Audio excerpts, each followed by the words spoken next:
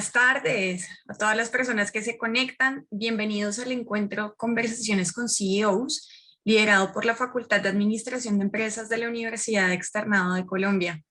Me presento, mi nombre es María Juliana Silva, me desempeño como directora de la Oficina de Mercadeo de esta facultad y seré su host en esta tarde-noche de hoy. Para las personas que ya están escuchándonos, quisiera que por el chat nos escriban qué esperan del año 2022.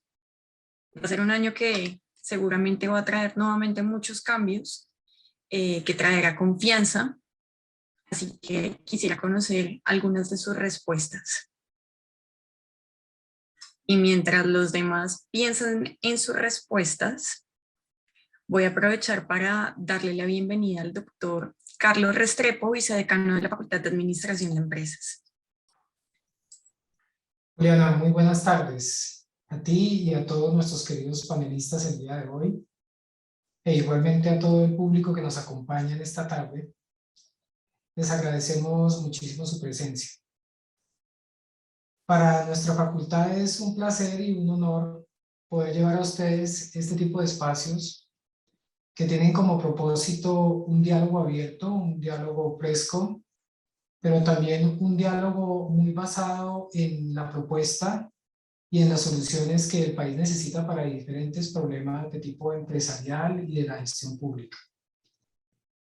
La misión de la Facultad de Administración establece que queremos formar agentes de cambio que puedan aportar habilidades de gestión para generar un desarrollo económico en países emergentes, siempre bajo un criterio de sostenibilidad. Y en ese orden de ideas, para nuestra facultad, las temáticas que vamos a discutir el día de hoy son de la mayor relevancia.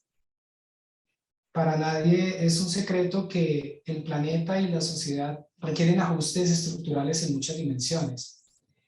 Y un poco eso es de lo que esperamos ocuparnos el día de hoy durante este conversatorio. Ciertamente los problemas de la sostenibilidad y obviamente el compromiso con los objetivos de desarrollo sostenible son para esta facultad unos objetivos que van más allá de algo declarativo. Son un compromiso que se traduce en los procesos educativos, en los procesos de investigación y naturalmente en la manera como nos proyectamos hacia la comunidad. De manera que esperamos que todos ustedes puedan aprovechar el día de hoy muchísimo este espacio y obviamente les agradecemos muchísimo a nuestros panelistas el día de hoy. Este espacio de las conversaciones con CEOs busca básicamente acercar a altos directivos de las empresas colombianas y también a destacados dirigentes de la política pública nacional a nuestras comunidades, tanto estudiantes como egresados e investigadores. El propósito es escucharlos de primera mano y tener sus impresiones, con el fin de construir entre todos una reflexión que permita diseñar soluciones. Por eso le agradecemos muchísimo hoy la presencia al doctor Juan Carlos Malagón, al doctor Eduardo Leiva y al doctor Andrés Cárdenas. Seguramente las problemáticas que analizaremos el día de hoy requieren una visión desde diferentes perspectivas. No solamente la visión desde la academia, sino también la opinión claramente de los empresarios y obviamente de la política pública, de lo que el gobierno colombiano y las políticas que se están diseñando están implicando para la economía nuestra. Y naturalmente le agradezco muchísimo también la presencia del doctor Freddy Vargas, quien es investigador de nuestra facultad en el Centro de Pensamiento Estratégico y Prospectiva, quien seguramente llevará una conversación muy amena con ustedes durante este rato. Les damos entonces la muy cordial bienvenida y esperamos que aprovechen mucho este espacio. Gracias, Juliana, por la oportunidad. Doctor Restrepo, muchas gracias a usted. Les empiezo a contar de las respuestas que estamos recibiendo en el chat. Y es que hay muchas posiciones. Acá me están hablando de un año de crecimiento económico, de paz, menos polarización, equidad.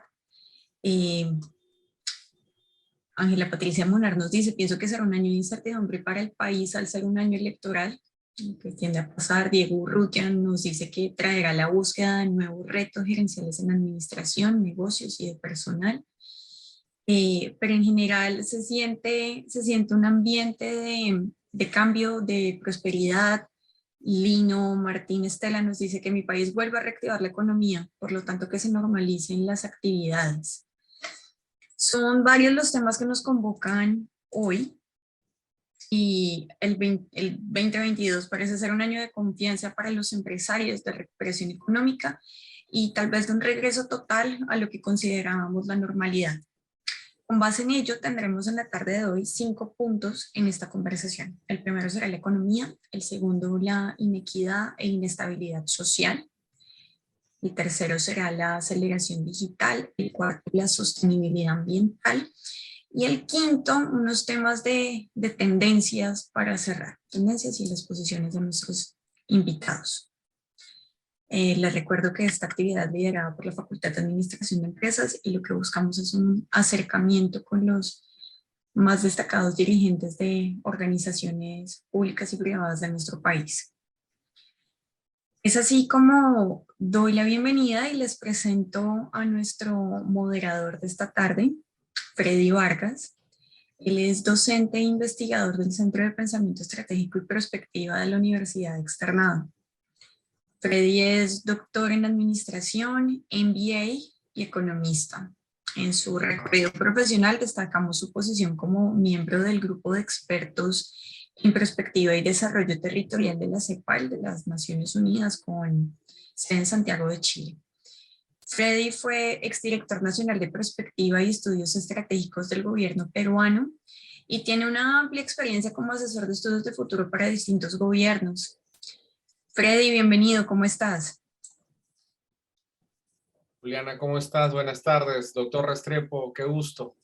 Y pues Gracias, bueno, y muy contentos de estar esta tarde aquí, estar con nuestros CEOs, con nuestros altos directivos y con todo el público para poder conversar de estos temas que son tan relevantes, tan importantes para, en realidad, no solamente para la vida de cada uno de nosotros, sino en general como comunidad, como colectivo, como sociedad, también son relevantes y son importantes.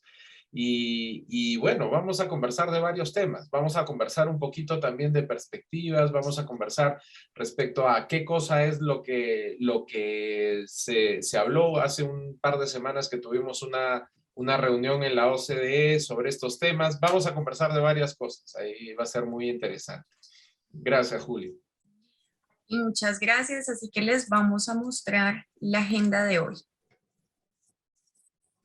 Bueno, en nuestra agenda tenemos 3 invitados muy importantes, Juan Carlos Malagón, Andrés Cárdenas y Eduardo Leiva. Así que les voy a hablar un poco de ellos. Andrés Cárdenas es viceministro de Comercio Exterior. Hace parte de nuestra casa de estudios, es egresado, es abogado de la Universidad Externado con estudios en Derecho de Negocios Internacionales y Arbitraje Internacional. Actualmente cursa un Executive MBA en Kellogg School of Management de la Universidad de Northwestern.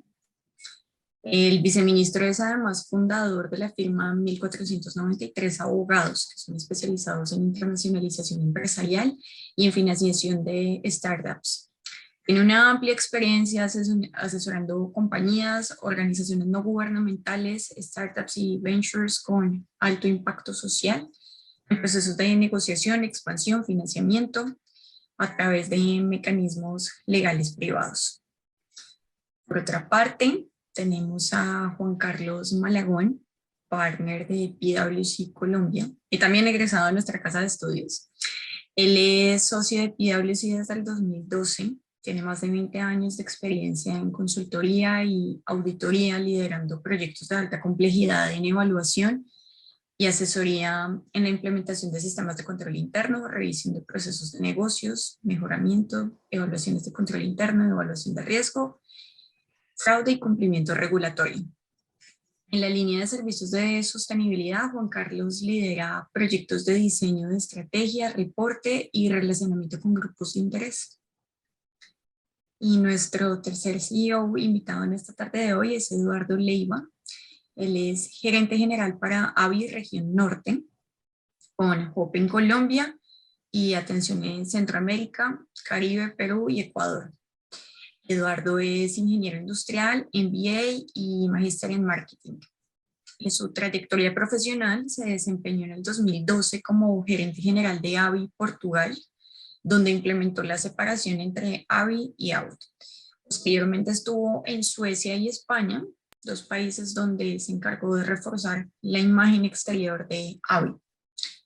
Desde el 2019 se desempeña como gerente general de desarrollo de negocios para WENC y ha liderado la integración global entre AVI y Aller.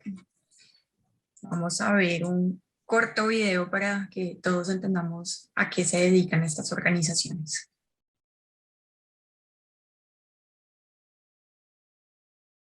Bienvenidos a la familia PwC. Somos una firma con más de 70 años prestando servicios profesionales a compañías que están haciendo historia en Colombia. Durante estos años hemos brindado la mejor experiencia de servicio a nuestros clientes, apalancados en la tecnología y en el mejor talento humano, logrando soluciones que han permitido el crecimiento de sus negocios. Esto nos convierte en su mejor aliado.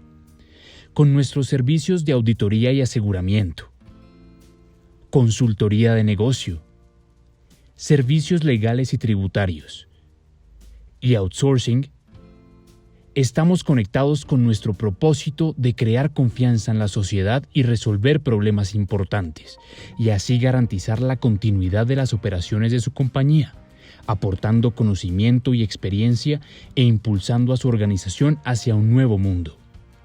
Empecemos a recorrer este camino y construyamos juntos el futuro de su compañía.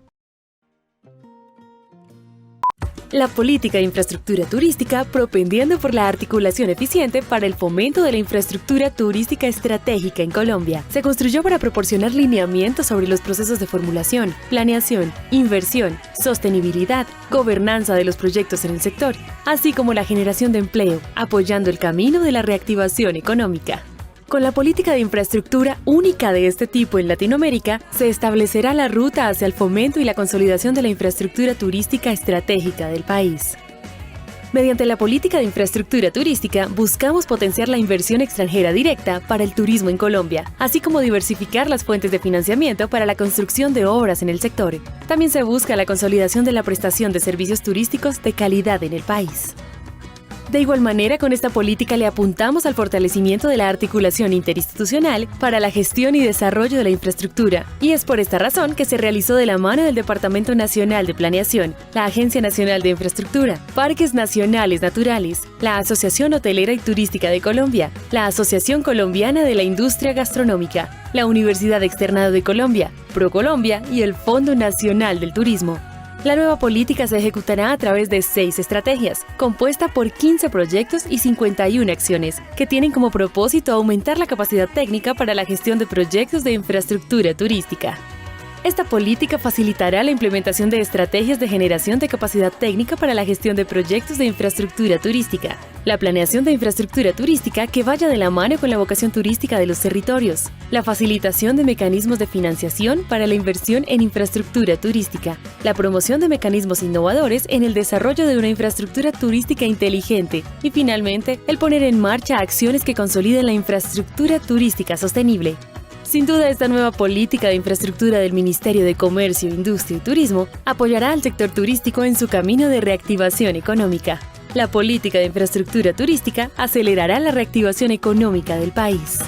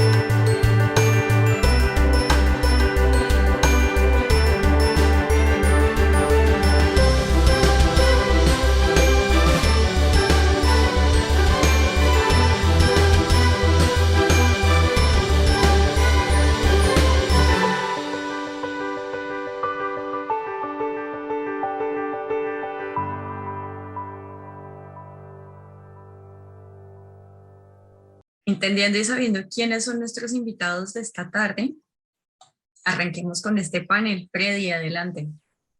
Muchas gracias, Juli. Bueno, primero que todo, otra vez agradecerles por su presencia a todos los que nos acompañan esta tarde y en especial a nuestros panelistas. En realidad tenemos esta tarde un panel, yo sé que es una frase trillada, pero es un panel de lujo que tenemos. Estamos muy contentos, sobre todo por que nuestros panelistas, nuestros amigos, son personas que no solamente tienen a su cargo organizaciones importantes para nuestra vida en el sector público y sector privado, sino que son personas que quieren transformar el medio. Todos tienen en común que no solamente son pensadores, sino tratan de llevar a la realidad estas cosas, y esta transformación del medio no solamente la tratan de hacer localmente, sino que tratan de tener impactos regionales y globales. Así que pues muchas gracias Andrés, Eduardo y Juan Carlos por estar aquí. Les agradezco mucho a nombre de la universidad. Esta es nuestra última charla de CEOs del año, como saben. Y pues bueno, estamos para conversar un poquito respecto a qué cosa es lo que nos espera los próximos 2 o 3 años, qué es lo que nos espera en el corto, en el mediano plazo, como país, como región, en los contextos globales. Y bueno, yo quería iniciar contándoles que hace aproximadamente 3 semanas tuvimos la última reunión, la reunión de cierre del año del grupo de prospectiva gubernamental de la OCDE. Y cuando estábamos en esta reunión, el presidente del grupo lo que hizo una encuesta alrededor del mundo, tratando de ver cuáles eran las palabras y las sensaciones que tenía la gente respecto al 2022. Y hay 2 palabras que resaltaron, que salieron en ese momento de intercambio. Y había gente de los 5 continentes, ¿no? Las 2 palabras que salieron fueron incertidumbre y esperanza. Esas eran las 2 palabras que estaban. Y parece que fueran opuestas, ¿no? Pero en realidad, si nos damos cuenta, las 2 palabras tienen un foco en común, que es una mirada al futuro de, si bien no sabemos claramente qué cosa es lo que puede venir, pues caminamos hacia él con esperanza, tratando de pensar que lo que va a venir es mejor que lo que hemos dejado atrás, ¿verdad? Y eso es un poco la idea que quería darles a ustedes para iniciar nuestra conversación. Y bueno, vamos al primer bloque. Y en el primer bloque quisiera que conversemos un poquito sobre economía. Y justamente, acabando este periodo del COVID, que bueno, al parecer el COVID se va a quedar con nosotros un buen tiempo todavía. Ahí Eduardo, que es el experto en farmacéutica, nos dirá cuáles son los últimos contactos y las últimas cosas que les han dicho sus socios, pero al parecer se va a quedar con nosotros un buen rato. Pero las economías mundiales dan signos de recuperación en este momento. Y en las encuestas, en el CEO Survey que dirige la empresa de Juan Carlos, PwC, 70% de las empresas colombianas piensan que ya a un año van a tener mayores ingresos. Y cuando uno ve el tema a 3 años, la cosa mejora, porque las empresas piensan, el 88% de las empresas colombianas piensan que los ingresos van a ser superiores en 3 años. Pero para poder consolidar estas cosas y para poder consolidarnos no solamente en Colombia, sino regionalmente, yo le quisiera preguntar a cada uno de ustedes, ¿en qué debemos de concentrar nuestros esfuerzos? Tanto como sector privado, tenemos a 2 CEO privados y también tenemos al señor viceministro Andrés Cárdenas, que también nos da su perspectiva desde el sector público. ¿En qué debemos de concentrarnos tanto como sector privado como sector público para garantizar un crecimiento económico de mediano plazo para Colombia y para la región, en su opinión? Si quieren, comenzamos por Juan Carlos, si es tan amable. Vale, Freddy, mil gracias. De hecho, aprovecho para agradecer a María Juliana y a Carlos por la invitación y obviamente muy honrado de estar en este panel. Pues yo creo que hay tres temas que son importantes en los que obviamente las compañías deben concentrar sus esfuerzos y los gobiernos. Yo creo que es importante reconocer que estamos en una región donde tenemos grandes disparidades, tenemos grandes problemas, desde desequilibrios sociales, desde brechas digitales, desde diferentes asimetrías en la información. O sea, hay diferentes problemáticas que obviamente hacen que se presenten grandes retos tanto para los gobiernos como para las compañías, ¿sí? Y pensando desde esa disparidad y desde esos desequilibrios sociales, un aspecto que me parece supremamente relevante es cómo la importancia de contar con una fuerza laboral capacitada, educada y adaptable. Y de hecho eso es parte de lo que vemos en los estudios y que creemos que es importante y de lo que muchas compañías han venido hablando en los últimos años, y es el upskilling en diferentes temas, en temas digitales, por ejemplo, de cara a lo que está viviendo el mundo. Entonces, yo creo que ahí hay un trabajo que hacer, ¿sí?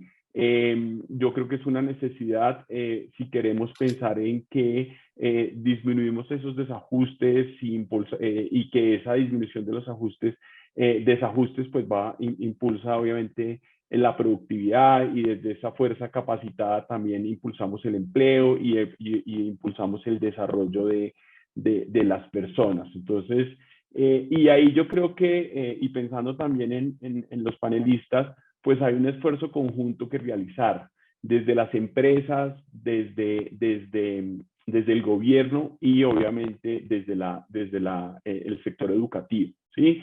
Y yo creo que pues ese es un tema que seguramente tiene que entrar en la conversación, pensando en cuáles son las capacidades que tenemos que desarrollar desde las universidades, cuáles son las capacidades que se necesitan en las organizaciones y cómo el sector educativo nos ayuda a tener y a contar con esa fuerza laboral más capacitada, más educada y más especializada. Yo creo que hay una labor importante. Y voy a mencionar un par de más, voy a tratar de ser más específico. Hay otro tema y es cómo pensamos en lo digital, cómo trabajamos en innovación y en acelerar ese rezago que probablemente muchas organizaciones tienen desde la transformación digital. Y en esa transformación y en esa fuerza laboral educada o como más capacitada, algo que creo que es importante también pensando en las organizaciones es cómo ellos ven su negocio de forma extendida. Y cuando hablo de forma extendida es pensando en el fortalecimiento de las cadenas de suministro. ¿Cómo hacemos? Y más pensando, por ejemplo, en el entorno colombiano, donde tenemos un número importante de compañías que son pequeñas y medianas empresas. Entonces, ¿cómo ayudamos en que no solamente es la capacidad de capacitar a mis empleados o a las personas que trabajan conmigo, sino también pensar en esos otros grupos de interés, en esa cadena de suministro y en el desarrollo de esa cadena de suministro como parte del desarrollo económico? Entonces, yo creo que hay de dónde cortar suficiente tela y bueno, pues doy paso a los demás como para que complementemos esta idea. Claro que sí, Juan Carlos, y muy interesante, y varios de los tópicos que has tocado lo vamos a desarrollar un poquito más adelante en cada uno de los espacios. La misma pregunta para el viceministro Cárdenas. Desde su opinión, ¿cuál es el rol? ¿Qué cosa es lo que tendríamos que hacer? ¿En qué podemos concentrarnos? En su caso, más como gobierno, pero también viendo la visión holística de gobierno y sector privado. ¿En qué debemos de concentrarnos para garantizar un crecimiento de mediano plazo, desde su opinión? Bueno, pues muchas gracias, Freddy. Buenas noches a todos. Me siento muy contento de volver al micrófono de mi casa. Además, pues del sector público he sido empresario y también académico por años. Sin embargo, debo decir que mis respuestas tienen que estar muy circunscritas a mi cartera, ¿no? Por la condición actual de funcionario público y de tener a cargo pues, la cartera de comercio exterior colombiano.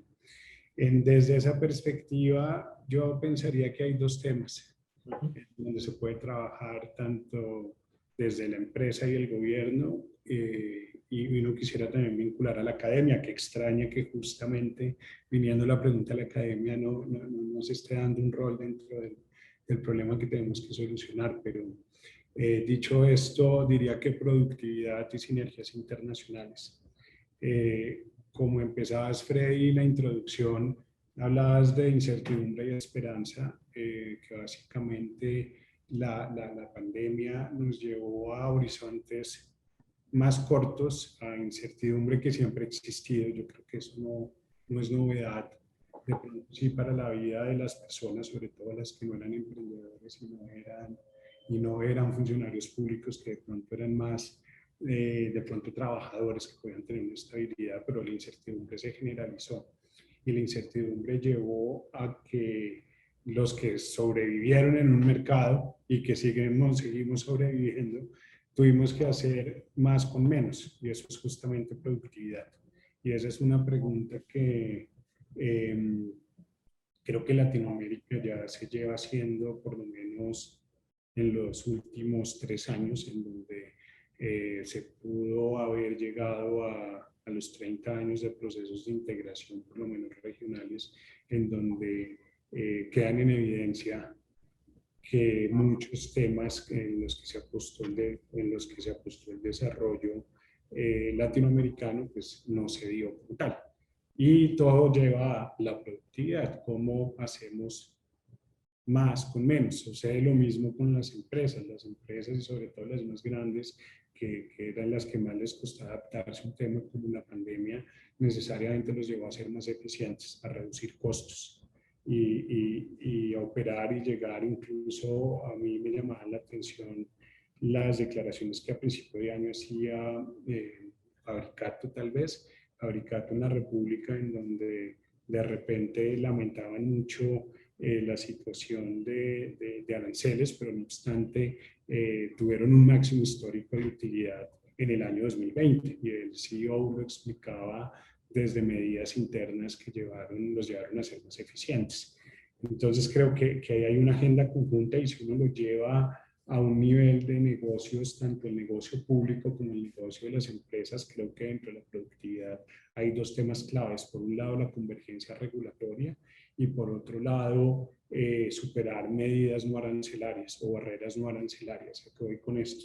En sí misma, la no convergencia regulatoria es una barrera de entrada a un mercado, y digamos que de alguna manera todo esto nos está llevando, hablan de nearshoring, alishoring, en fin, algunas maneras de relocalización, de apuestas conjuntas, de cómo los nuevos órdenes se están definiendo, porque no solamente es la pandemia, sino un cambio de gobierno en Estados Unidos frente a una batalla comercial que quedó en suspenso fruto de la pandemia, una nueva agenda de un gobierno, un gobierno líder mundial, también de alguna manera el llamado que hace el mundo a que China asuma un papel de liderazgo más evidente que el que venía asumiendo antes de la pandemia, y eso lleva a pensarse como región. Entonces, si queremos ser más competitivos, pues economías tan pequeñas como las latinoamericanas y consideradas aisladamente, pues no tienen mucho peso dentro del comercio exterior, menos aún empresas que, si uno cuenta las multilatinas, pues en realidad son empresas bastante rezagadas frente a las empresas multinacionales de Estados Unidos, Europa o de Asia, tanto a nivel de tamaño como a nivel de utilidades. Entonces, cuando uno piensa en convergencia, es, hombre, ¿cómo nos vemos unidos para poder, por lo menos tracémonos una agenda en donde sí podemos cooperar? Y eso empieza desde la iniciativa privada. Hay espacios como, por ejemplo, el Consejo Empresarial de la Alianza del Pacífico, que ya han sido justamente los que han llevado a los países de la alianza a desarrollar los anexos de convergencia en industrias como cosméticos, otro tanto farmacéutico, bueno. Y tenemos al final el tema de medidas no arancelarias, que sí son impuestas muchas veces por políticas públicas, pero dentro de esas categorías también están las barreras no arancelarias que ponen los particulares. Entonces, cómo las empresas latinoamericanas, para ser más productivas, pueden llegar a encontrar puntos comunes en donde se levanten barreras de entrada. Se me ocurre, por ejemplo, para esta conversación yo revisaba la lista de multilatinas y pues hay una preponderancia de México, Argentina. Colombia solo tiene 2 empresas multilatinas, una en el número 21, Ecopetrol, y la otra en el número 80 y algo, que es CPM, pero llama la atención que si uno agrupara, la mayoría de estas multilatinas están en el sector energético, y justo con temas que vamos a ver más adelante, están en una apuesta de transformación energética, y eso puede llevar a que hubieran agendas conjuntas, porque en los distintos países podríamos ofrecer toda la cadena y llevar una oferta global con unas condiciones naturales que tiene la región que no podrían equiparar otros bloques. Y finalmente, en cuanto a sinergias internacionales, para cerrar aquí, acá hay un llamado, y esto es para pymes, esto es para universidades, esto es para las instituciones públicas, para los grupos de investigación, que es la internacionalización. Latinoamérica ha estado cerrada, y particularmente Colombia ha sido un caso donde ha estado muy cerrado. Echeverría lo decía hace 3 años con su estudio del Banco de la República, pero más importante o más reciente, la misión de internacionalización que se lanzó el 9 de agosto, que nos dice básicamente Colombia tiene una brecha tecnológica, y eso pasa con Latinoamérica en general, en donde el mundo está creciendo más rápido en tecnología que lo que podemos nosotros adaptarla y adoptarla. Entonces, ahí hay una misión muy importante de las empresas, y ahí hablo de empresas desde etapa temprana hasta las empresas más grandes, de cómo nacen globales o cómo en su camino de globalizarse también ayudan a globalizar las economías latinoamericanas, asumiendo papeles de responsabilidad, como lo hizo Huawei o como lo hizo Samsung en su momento en Corea o en China, jalonando la internacionalización de los países a través de su propia internacionalización. Pensaría que ahí hay una agenda para ejecutar en 3 años, y gran pregunta, Freddy, es la academia en dónde queda en todo esto, que efectivamente debería ser el articulador entre los 2 frentes. Muchas gracias. Muchas gracias, Andrés. Bueno, y en realidad ahí sí el comentario que yo haría es que estos 2 factores que propones, tanto el de productividad como el de sinergias internacionales, son fundamentales, ¿verdad? En el aspecto de productividad, pues ahí hay un trabajo muy fuerte que tenemos que hacer, tanto en el aspecto de mediana empresa y en el caso de pymes. Porque el tema es que las pymes, fundamentalmente, y ahí cito un estudio de la firma de Juan Carlos, la pyme latinoamericana en realidad está bajo el nivel de productividad de la pyme en general mundial, al menos un 20 o 30%, lo cual es ya per se bastante, porque ya la pyme per se en los países desarrollados es todo un dilema de cómo es que le damos productividad. Pero el tema de sinergias internacionales que mencionas es totalmente cierto. Necesitamos montar estas cadenas regionales de valor para poder aspirar en algún momento a cadenas globales. Porque si no nos juntamos entre nosotros primero y vemos cómo es que podemos complementarnos, pues va a ser difícil que podamos tener un nivel de integración mayor. Cuando trabajábamos en Alianza del Pacífico, tratando de armar la Alianza del Pacífico a inicios de la década pasada, bueno, en mi caso desde el gobierno peruano, en ese momento nosotros nos dábamos cuenta que el nivel de integración que teníamos era sumamente bajo. Y el tema es que cuando nos comparábamos con ASEAN u otros bloques, veíamos que el nivel de integración intrarregional era pues casi inexistente. Viéndolo positivamente, las oportunidades están allí para todo lo que querramos hacer, y es parte de lo que tenemos que ver y que desarrollar. Ahora, mencionabas un último aspecto, el aspecto de la tecnología y la capacidad de adaptación que se tiene. Este es un tema que es delicado en todas las partes del mundo, ¿no? En realidad, la famosa curva de Astroteller que dice que ya nosotros no tenemos capacidad de absorber todas las cosas que se generan tecnológicamente en el planeta. En el caso de Latinoamérica, pues se nota mucho más. Y el rol de la academia, como dices, va a ser fundamental. Tenemos que tener una academia mucho más integrada, como la asiática o como la europea, con el gobierno y con el sector privado para poder desarrollar estas cosas y poder, de alguna manera, sortear estas incertidumbres que se vienen. Y justo de eso quería conversar con Eduardo, porque también en el tema económico, Eduardo lidera una de las firmas más innovadoras en el sector de farmacéutica a nivel mundial, que es AVI.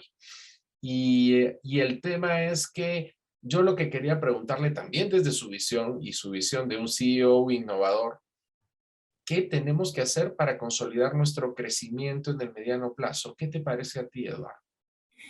¿Hacia qué lado vamos? Por favor. Gracias, Freddy, gracias por la invitación y un placer estar aquí con todos ustedes. Es una excelente pregunta y yo lo que diría aquí lo separaría en dos campos principales.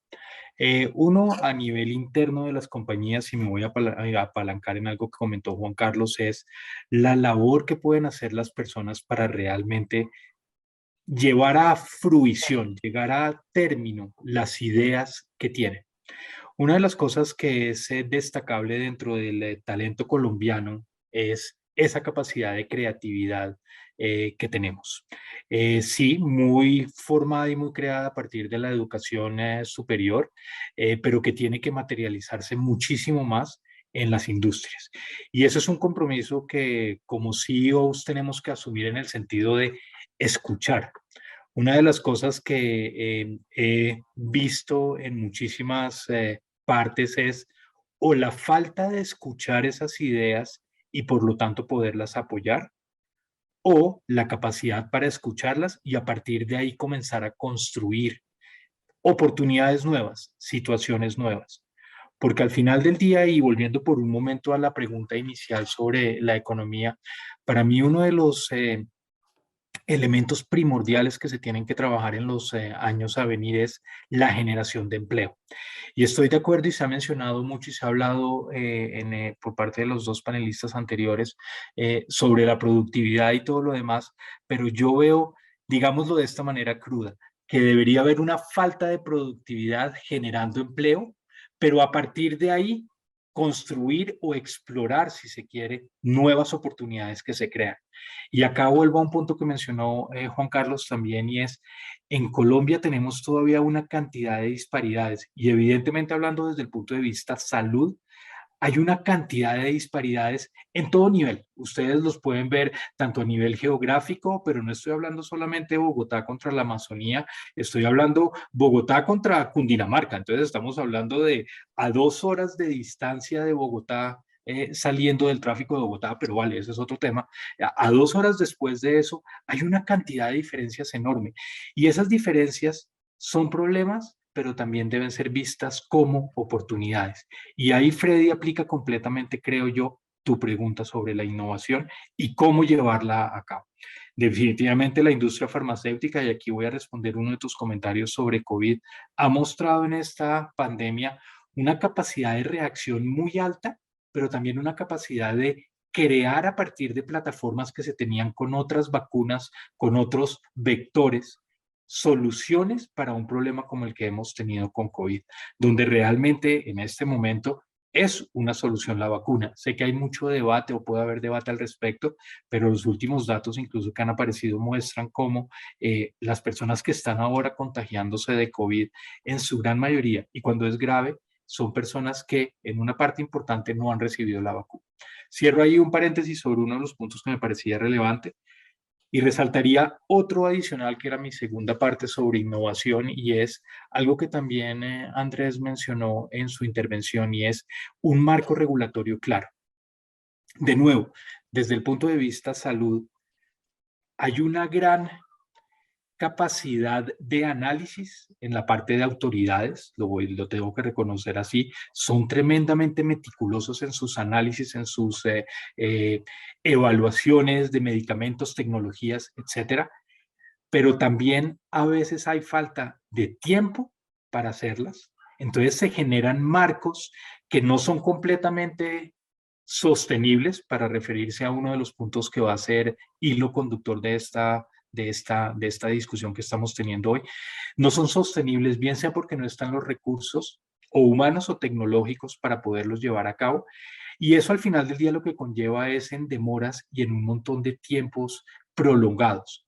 Y entonces, hablando de innovación, uno de los aspectos fundamentales de la innovación es que llegue relativamente rápido a los mercados o al punto donde tiene que estar, y el punto donde tiene que estar es, digámoslo coloquialmente, en la calle. Y entonces aquí hay algún tipo de, digámoslo así, policías acostados, obstáculos en la vía que hacen que tengamos que ir de manera más lenta, y que definitivamente, tomando el ejemplo del túnel de la línea de tan reciente inauguración, podríamos ahorrar una cantidad de tiempo construyendo estos túneles, que cuidado, no significa que sean subterráneos, lo que significa es que tienen que ser para acelerar y poder acelerar el paso. No, Esos serían mis comentarios. no, excelente, Eduardo. Y justamente lo que tú mencionas nos da el paso para el segundo bloque. El segundo bloque es el de inequidad e inestabilidad social, que es un tema muy, muy fuerte. Nosotros vivimos en este momento en el continente más inequitativo del planeta. Eso ya lo sabemos, ustedes lo han visto, existen múltiples estudios que nos lo dicen. Pero cuando uno analiza las encuestas, sobre todo, pues bueno, por ejemplo, el CEO Survey de PwC, entre otras, uno se da cuenta entre esa y en otras, que el mayor riesgo empresarial detectado en el momento y riesgo sistémico detectado en el momento, no solo para Colombia, sino para la región, es la inestabilidad social. Y esto nos va a acompañar en los próximos 2, 3 o 4 años. Pero pensándolo y sacando el factor político por un momento y pensándolo desde el punto de vista socioeconómico, yo lo que quisiera es, y ahí voy a comenzar por Eduardo preguntándole, ¿y cuál es el rol que tienen las empresas como agente social para poder trabajar en los temas de sostenibilidad y poder de alguna manera ayudar a cerrar estas enormes brechas sociales que nosotros tenemos en el continente? ¿Cuál es el rol? Y se lo pregunto y comienzo por Eduardo, porque la empresa de Eduardo, Avi, es una empresa conocida por trabajar en temas de sostenibilidad y tener el ESG en el ADN, ¿verdad? ¿Qué tenemos que hacer? ¿Qué es lo que podemos trabajar en el corto y mediano plazo al respecto? Comenzaría por enfatizar lo que mencioné en mi respuesta anterior, y es la generación de empleo. Eso para mí es el tema, es uno de los principales drivers de inclusión en el país. Y estoy de acuerdo con que la sociedad colombiana, habiendo estado por fuera muchos años, lo que más de alguna manera impresiona o choca cuando uno vuelve al país es esa desigualdad que hay tan marcada en el país. Entonces, insisto, generación de empleo. Pero también, y aquí tomo un punto que, Juan Carlos, perdón que me estoy robando algunas de tus ideas, pero el papel de las universidades es fundamental. Pero es fundamental, y la pregunta, Freddy, es muy clara: ¿qué podemos hacer nosotros? Y entonces la respuesta es tomar esa materia prima que ya ha sido pulida en las universidades para en las empresas volverlas profesionales completos. Y profesionales completos significa ser los talentos de las compañías que tenemos todos, de las cuales tenemos toda responsabilidad. ¿Qué significa eso para nosotros y qué significa eso en la industria?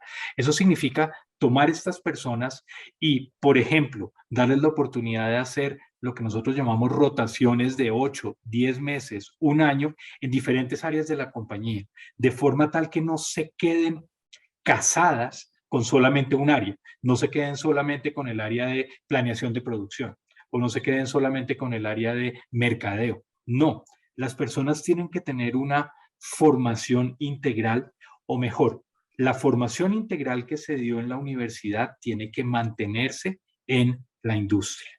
Y esto es fundamental porque al final del día el talento se construye a partir de la posibilidad de mirar desde múltiples sectores el mismo problema. Yo siempre he creído que la universidad lo que a uno le da es una estructura, un cuadro mental a partir del cual aborda los problemas. Pero no puede uno quedarse viendo ese problema desde este lado del cuadro.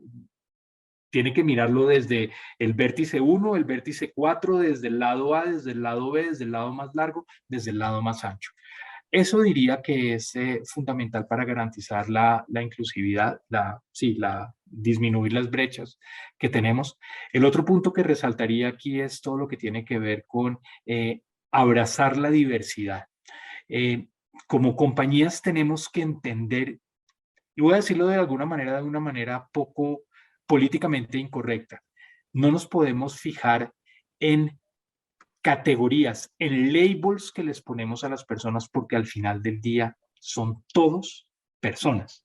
Entonces, aquí el punto es simplemente, ¿cómo te llamas? Y listo, esa es la única marca, porque al final del día tengo que dirigirme a ti como Freddy, Juan, Andrés, Viviana, etcétera, etcétera, etcétera. Entonces, el otro punto que resaltaría aquí es abrazar la diversidad. Excelente, ¿no, Eduardo? Clarísimo. Y tomo lo último que has dicho y ahí la pregunta es para Andrés. De acuerdo al Banco Mundial, 2 de los drivers fuertes para atacar este tema vienen por el lado de la educación de alta calidad y el emprendimiento productivo. Un emprendimiento que tenga alta productividad y que pueda generar otras dinámicas dentro de la sociedad. Desde tu opinión, Andrés, ¿cómo deberíamos de trabajar el tema de inequidad para poder reducir la inestabilidad social? Bueno, pues Freddy, muchas gracias. Aquí me toca de nuevo centrarme en lo que es mi cartera, que es comercio exterior, ¿verdad? No soy la voz del gobierno para hablar de inequidad de temas sociales, entonces, más que opiniones personales, me voy a permitir hablar de modelos que conozco que pueden ser alternativas, ¿no? Yo vengo de vivir 3 años en China, de hecho, pues mi familia sigue en China, entonces yo estoy aquí haciendo esta función pública y era interesante ver justamente el rol de las universidades y el rol del trabajo justamente para, no sé si en ese momento era inequidad en China o era pobreza generalizada, pero pues en últimas entiendo que la consecuencia de la inequidad es la pobreza. Y se ve un rol y un modelo muy claro y activo de esa unión de empresa, gobierno y universidad, en donde digamos que el gobierno central pone dinero y ponen dinero para que se los entregan a las empresas, para que las empresas que tienen un componente estatal, y uno a veces la gente se sorprende porque hablan del socialismo del siglo XXI y esto, pero pues no nos damos cuenta que nuestras translatinas más grandes colombianas son sociedades de economía mixta, luego state-owned companies. No es muy diferente el ambiente, ¿no?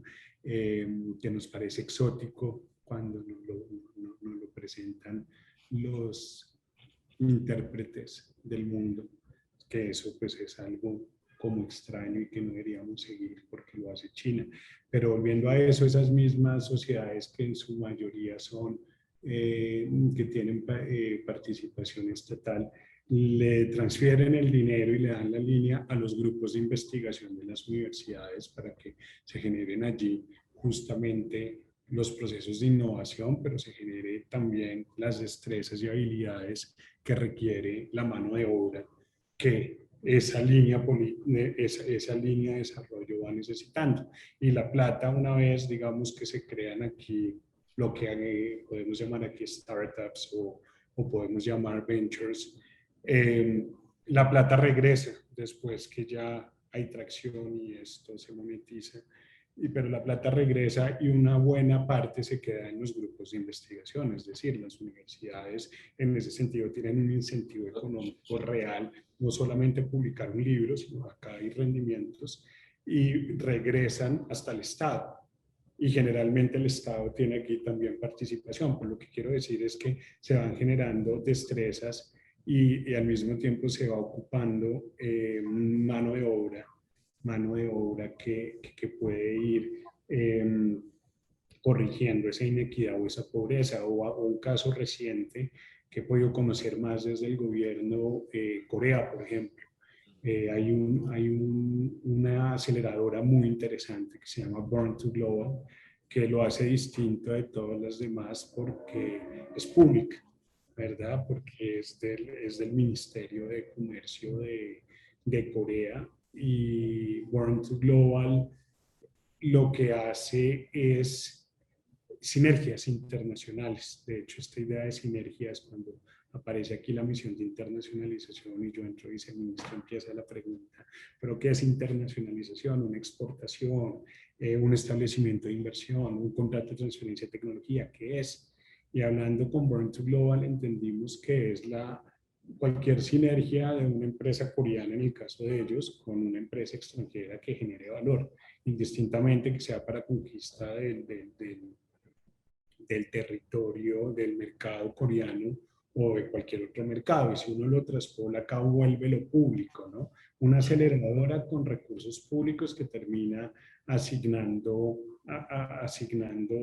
recursos. Entonces yo pienso que tenemos que perderle el miedo a lo público, tenemos que bajarle un poco a esto que las redes sociales nos han llevado a radicalizar, y ahí recomiendo mucho esta serie de Netflix de El dilema de las redes sociales, que muestra por qué ahora es extrema derecha o extrema izquierda. En Estados Unidos se dan esos fenómenos como también se dan aquí. Esto no es de bandera realmente. Cualquiera de los modelos quieren más productividad, quieren disminuir la pobreza y quieren en últimas pues mejorar el ingreso per cápita, sea derecho o izquierda. Pero pues no nos podemos ir al extremo del dejar hacer, dejar pasar de la extrema derecha, como del asistencialismo le regalo. Tal vez nos podemos parar en la mitad y yo le doy crédito. Y si usted es juicioso, se lo condono.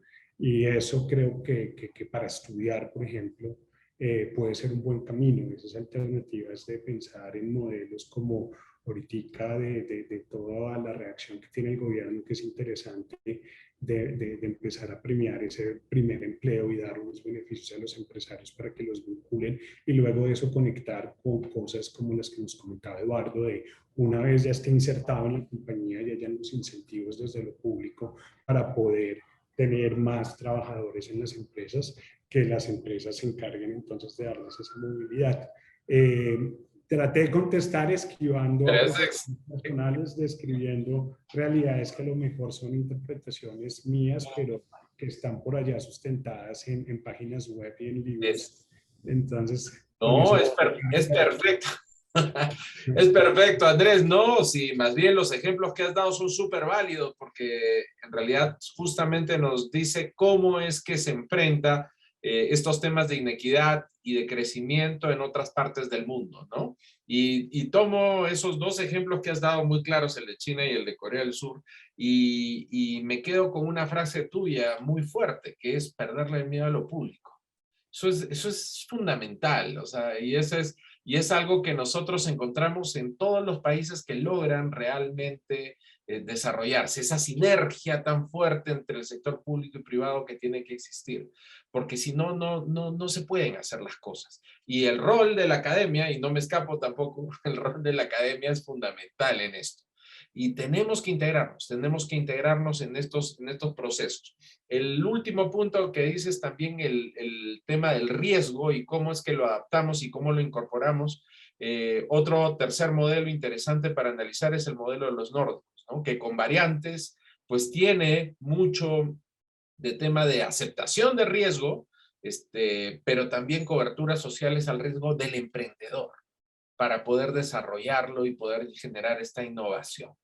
Es muy interesante ese tema. Y vamos con Juan Carlos finalmente para terminar este segundo bloque. Él como experto en temas de ESG y sostenibilidad, él es el partner de esto en PwC de Colombia. Mi pregunta para ti, Juan Carlos, es, y entonces, el único papel que tenemos, y obviamente es casi retórica la pregunta, el único papel que tiene la empresa es solamente generación de riqueza y empleo, o existen otros roles que tenemos para poder contribuir a la región en el mediano plazo y poder tener niveles mayores de sostenibilidad, sobre todo en el tema social, ¿no? Llevándolo a uno de los 3 elementos de la sostenibilidad.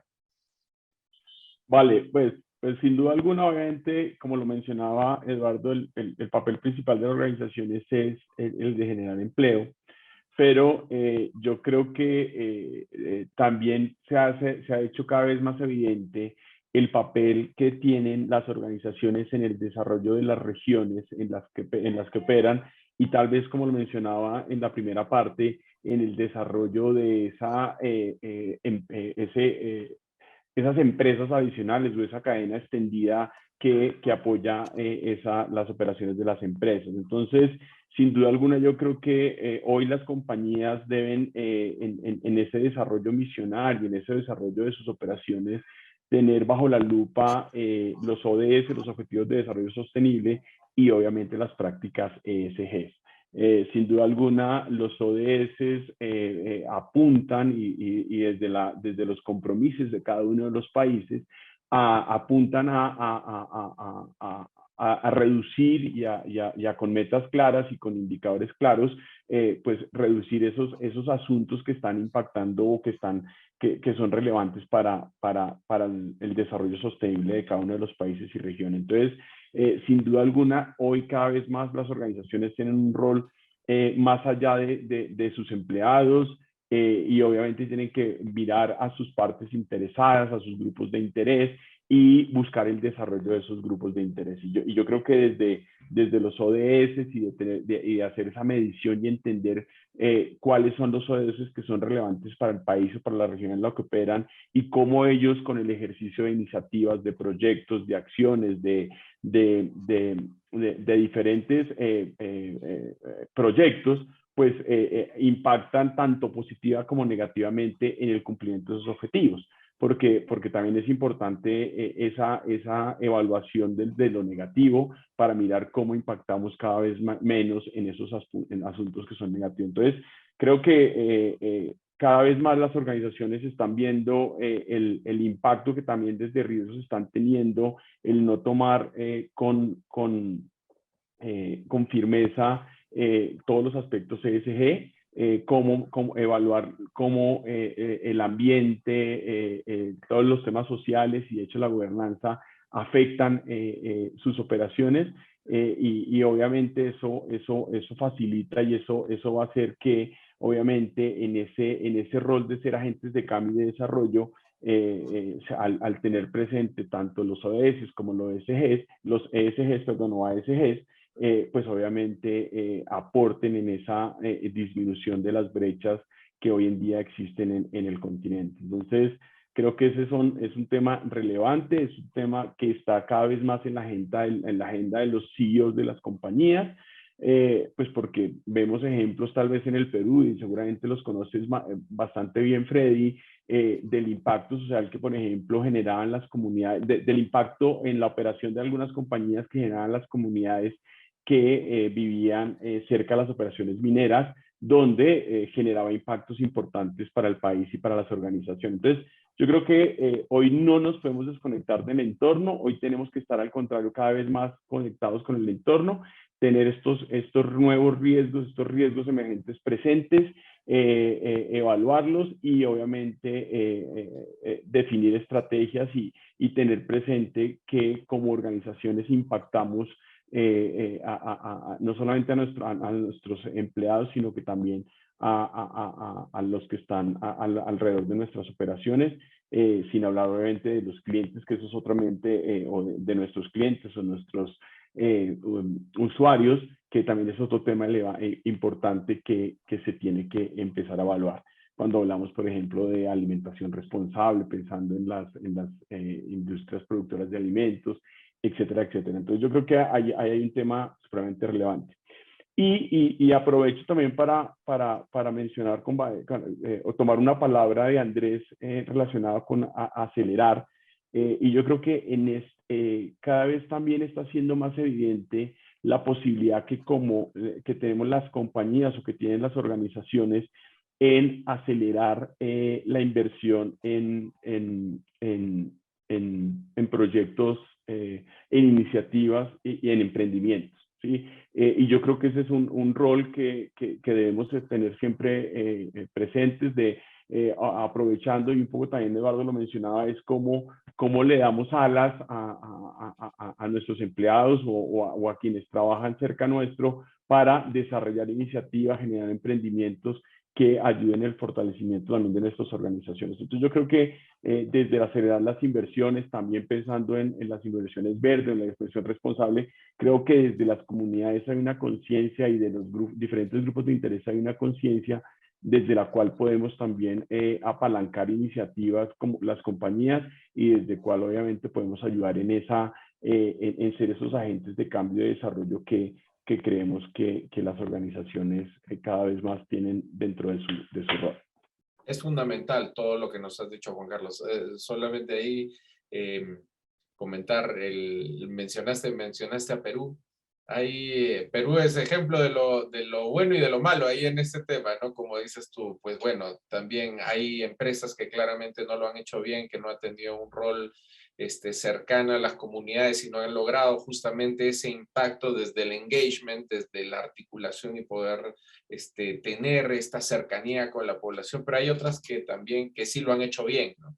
Y ahí en ese tema es un tema fundamental para el sector de Andrés, ¿no? Que es el sector comercio, que es por ejemplo, las cooperativas de nueva generación, llamadas cooperativas de nueva generación que se han hecho en Perú para producción agrícola y para exportación, han tenido un impacto sumamente bueno, porque no solamente han beneficiado a los productores que están dentro de la cooperativa, sino todo el entorno que está alrededor. Eso yo creo que es algo que es fundamental y que como dices tú, va a ser cada vez más, que vamos a tener que verlo más en el futuro, vamos a tener que verlo más en el mediano plazo. Y ahí justamente esto nos da entrada, y bueno, también el tema de ESG, que luego vamos a ver lo que también eso tiene hasta repercusiones en el valor de las acciones, ¿no? En la bolsa, ya hoy en día ya nadie se escapa del ESG, del equilibrio de lo sostenible en los tres aspectos, ¿verdad? Pero vamos al siguiente bloque, y en el siguiente bloque el tema de aceleración digital. Aquí nosotros lo que vemos es que vivimos en un proceso de aceleración digital en todo el mundo que ya es una realidad. Las empresas en Latinoamérica están invirtiendo fuertemente en transformación digital. De acuerdo a EY, más del 70% de las empresas medianas o grandes de la región piensan hacer inversiones considerables para transformación digital en los próximos 5 años. Fundamentalmente preparándose para esto que en la segunda mitad de la década vamos a tener totalmente aterrizada, que es la cuarta revolución, que todos ya la conocemos y que todos sabemos y que ya es parte de nuestro día a día. Fundamentalmente nosotros, estas inversiones que se van a dar están focalizadas en las empresas en dos cosas. Primero, desarrollar nuevos productos y servicios, y segundo, automatizar las operaciones y los procesos, ¿verdad? Pero más allá de este contexto de la aceleración digital en general que se está dando, yo quisiera preguntarle, y quisiera, si tiene a bien comenzar, Andrés, preguntar cómo podemos preparar tanto a los trabajadores como a nuestras empresas para estos retos de los próximos años de la aceleración digital. ¿Cómo nos mantenemos vigentes en un mundo que está cambiando tanto? Y sobre todo, por ejemplo, en el sector de Andrés, que es el comercio y el comercio exterior en general, ¿cómo es que podemos hacer que nuestras empresas puedan mantenerse en una cierta competitividad dada esta aceleración digital? Gracias, Freddy. Pues a ver, es una pregunta interesante porque uno lo puede ver desde distintos niveles. Digamos que desde comercio exterior, buena parte de la ruptura de las cadenas de suministro globales que nos han llevado a tantas noticias y que creo que todos los que están oyendo esto lo han podido sentir en los precios de ciertos bienes e incluso en la, no diría escasez, pero en la falta de algunos de los bienes que solían consumir, se da en buena parte porque a nivel mundial este sector ha sido muy, digamos que en la medida en que ha avanzado la transformación digital en muchas industrias, en este mundo logístico del comercio exterior, la absorción de tecnología ha sido, yo diría que casi hasta nula. Digamos que si hay operaciones de software alrededor de la operación logística de contenedores y demás, uno va al puerto de Cartagena y en verdad se maravilla. Uno dice, bueno, esto es un muy buen ejemplo para Colombia de cómo hacer las cosas, pero cuando uno va a los trámites como cartas de crédito, como intercambios de declaraciones de exportación e importación, la digitalización ha sido mínima a nivel mundial y en buena parte eso explica que esta ralentización del comercio exterior que se empezó a vivir por el represamiento en puertos, se haya agudizado más. Entonces acá hay grandes oportunidades. Acá digamos que se necesitan más soluciones. Y esta mañana daba una charla sobre Legal Tech y acá hay grandes oportunidades para la industria para desarrollar esa transformación a muy buen nivel. En cuanto a microempresas, empresas, pymes, yo pienso que de nuevo acá hay una gran oportunidad para internacionalizarse. Creo que nunca como antes no ha podido ser más fácil hacer una operación de comercio exterior. Antes de iniciar como viceministro de Comercio me gradué como, ¿cómo se llaman estos? Entrenadores de Alibaba. Cuando Alibaba llegó a Ruta N, a Colombia a través de Ruta N, nos escogieron algunos emprendedores que teníamos formación académica para expandir esa filosofía que hay detrás de Alibaba y realmente había una diapositiva que me impresionaba mucho que era como la empresa exportadora de un solo hombre y era un solo hombre en un escritorio haciendo toda la operación, pero un ecosistema que es el ecosistema de Alibaba que solucionaba de principio a fin el proceso de exportación. Y digamos que ahí hay grandes facilidades que ni siquiera teniendo que adoptar una mentalidad o una transformación digital, las microempresas pueden hacer globales.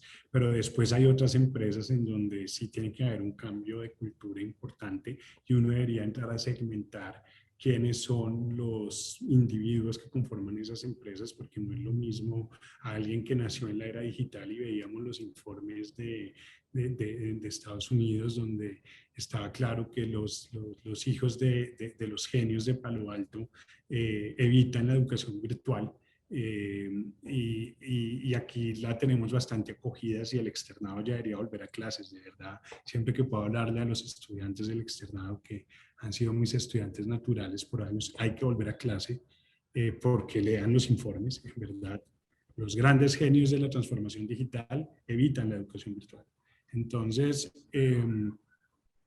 esos hay que desarrollarles más habilidades blandas, pero de pronto esos segmentos que están dentro de nuestras organizaciones que no nacieron con Internet y demás, hay que llevarlos a mostrarles la transformación digital como un facilitador de procesos de vida y sobre todo de consecución de felicidad.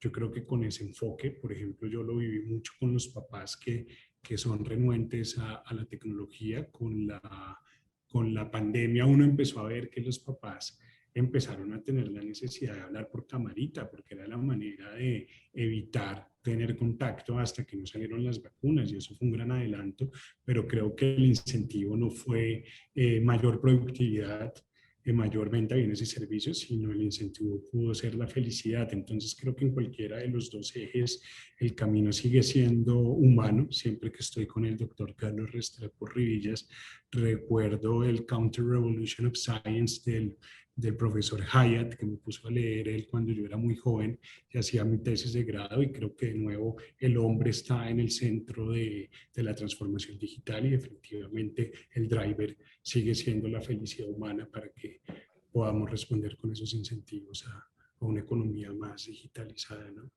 Totalmente, totalmente, Andrés, estoy totalmente de acuerdo. Y en realidad, sí, con las dos cosas, ¿no? Uno, siempre tenemos que ver, como dice Gerd Leonhard, nosotros no nos podemos convertir en la extensión de la máquina, ¿no? Sino más bien ver cómo es que las máquinas nos ayudan a hacer las cosas, pero nosotros no volvernos la extensión de ellas. Y el otro tema claramente que dices, la educación, pues nosotros no podemos estar más de acuerdo, ¿no? Por eso es que justamente estamos regresando, nosotros ya estamos ya ahí en campus, porque sabemos que es diferente la experiencia y tratamos de todas maneras, mantenemos muchas clases virtuales, pero la mayor parte tratamos de que sean mixtas. Ya estamos en un enfoque híbrido muy, muy fuerte, que es lo que vamos a trabajar, ¿verdad? Y ahí mi pregunta para Juan Carlos era sobre este tema de la aceleración digital. Es ¿cómo desde tu perspectiva podemos preparar a los trabajadores en general para los retos de estos próximos años? ¿Qué te parece a ti, Juan Carlos? ¿Qué tenemos que hacer? Pues sin duda alguna hay un trabajo conjunto que hay que hacer entre el sector educativo, el gobierno y las empresas. Yo creo que también es una alerta, pensando en el sector educativo, de entender realmente cuáles son los retos del futuro, cuáles son las necesidades del futuro, y ayudar a preparar esas habilidades y esas capacidades. Y la verdad, hace mucho tiempo no he estado tan de cerca con la academia, pero siento que, por ejemplo, la academia ha perdido un espacio pensando en temas como la transformación digital, y vemos como otras plataformas digitales, de hecho, han llegado a cubrir ese espacio. Entonces yo creo que si uno piensa en la transformación digital, en las nuevas tecnologías, en la posibilidad de utilizar las nuevas tecnologías, pues hay un trabajo importante que hacer, que obviamente el sector educativo tiene un rol importante en entender esas nuevas necesidades, en entender cómo se adoptan esas nuevas tecnologías, cuál es la posibilidad que nos permiten esas nuevas tecnologías, y obviamente desde ahí empezar a trabajar fuertemente muy cerca de las empresas y de los gobiernos en el desarrollo de esas capacidades que hoy se están viendo cortas. Yo creo que desde lo digital hoy hay una oportunidad importante para las nuevas generaciones, desde esa transformación digital, desde la adopción de nuevas tecnologías. Hoy muchas compañías están sufriendo, y nosotros de hecho como firma consultora con servicios en temas de tecnología, estamos viviendo lo difícil que es el contar con esas capacidades y mantener esas capacidades por la escasez de recursos. Entonces yo creo que ahí tenemos hay que repensar un poco desde la necesidad, desde la capacidad que están mostrando la tecnología. O sea, yo creo que la pandemia, si algo ayudó, es en acelerar la adopción de tecnologías, en ver la tecnología como una oportunidad, y con algo que también mencionaba al principio Andrés, y el tema de la productividad. O sea, si hoy las compañías, para las compañías es una preocupación la productividad, pensando en eficiencias de costos, en hacer los procesos más cortos, en entender mejor a sus clientes, en empezar a utilizar y tomar decisiones con base en datos reales, en pensar en cómo predecir mejor o conocer mejor con análisis predictivos su entorno, sus clientes, etcétera, etcétera. Entonces, y hoy lo vemos y eso lo permite la tecnología. Entonces, yo creo que ahí va a ser muy importante el cómo entendemos esas nuevas habilidades, esas nuevas necesidades y trabajamos de cara a poder tener pues una formación que permita pues cubrir eso que hoy en día y pensando en el entorno nuestro está siendo una carencia, ¿sí? Entonces yo creo que ese es como el trabajo y yo creo que la acción que hay que hacer es esa, acercarnos y entender mejor las nuevas necesidades en el entorno cambiante, porque ese yo creo que es el otro gran aspecto que estamos viviendo y es así como los riesgos son cada vez más diversos y menos comunes a los que comúnmente estamos enfrentados, también los cambios se han acelerado de tal forma que tenemos que estar repensando las necesidades y obviamente evaluando cuáles esas necesidades y qué es lo que necesitan nuestras organizaciones y las personas que trabajan en nuestras organizaciones. Porque además, y en línea con algo que mencionaba Andrés, pensemos que hoy la necesidad no es identificar para después mirar qué hacer.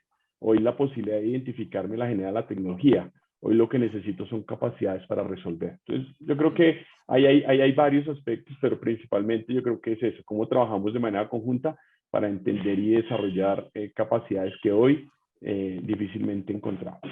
Interesante lo de Juan Carlos, porque también ahí mezclas el tema de las necesidades con las capacidades, ¿no? Dentro de un mundo cambiante y entender que en esta transformación digital también lo que vamos a tener que pensar es en nuevos modelos de negocio, como dice Gary Hamel, ¿no? O sea, ver si es que nuestro modelo de negocio sigue siendo válido o si es que los tenemos que cambiar, porque de repente nosotros mismos tenemos que mutar totalmente, ¿no? Y en ese sentido, nada más ahí, finalmente, en este bloque a Eduardo, preguntarle, él como CEO que contrata a gente todo el tiempo en una empresa innovadora y que está sujeta a una aceleración digital, ¿cuáles son las habilidades y competencias que tú ves que son fundamentales, que son las que se requieren tener para poder trabajar con éxito en los siguientes años, al menos en la región, Eduardo? ¿Tú cómo las ves?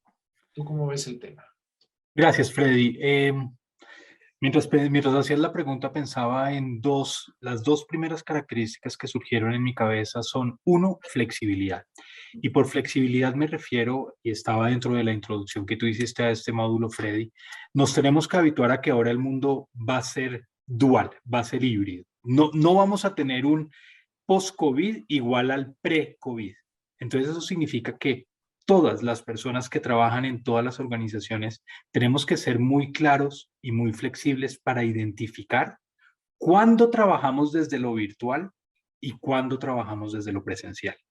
Tuve oportunidad de ver una parte del chat y uno de los puntos de la presencialidad es la posibilidad de trabajar como equipos y agregar como equipos.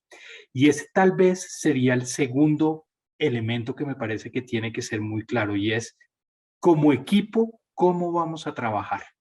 Y de nuevo, dentro de este mundo doble, dual en que ahora nos toca vivir, porque evidentemente es muy complejo trabajar en equipo por medio de las pantallas. Sin embargo, se puede. Una pequeñísima anécdota rapidísima, no sé si ustedes conocen el escape room, las personas que están en el chat, pero básicamente anteriormente era meterse en un cuarto y como equipo tratar de salir de ese cuarto. Pues eso que parece tan presencial por definición, también ya se puede hacer virtual. Entonces, esto es simplemente para decir que tenemos que tener esa capacidad de flexibilidad y de adaptarnos. Y el segundo punto que estaba pensando, y creo que para mí es el fundamental, y tiene que ver con algo que tú mencionaste, Freddy, creo, que es la automatización y cómo en teoría nos vamos a mover hacia una automatización.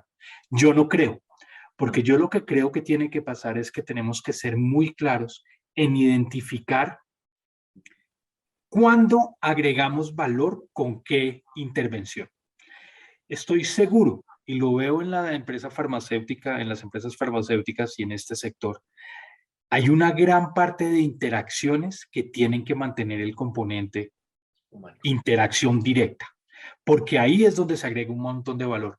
Cuando los médicos hablan entre ellos, ellos agregan valor por estar juntos discutiendo alrededor de una mesa, tomando un café en la Clínica Santa Fe, por decir cualquier cosa, de la Fundación Santa Fe, discutiendo lo que van a hacer con un paciente.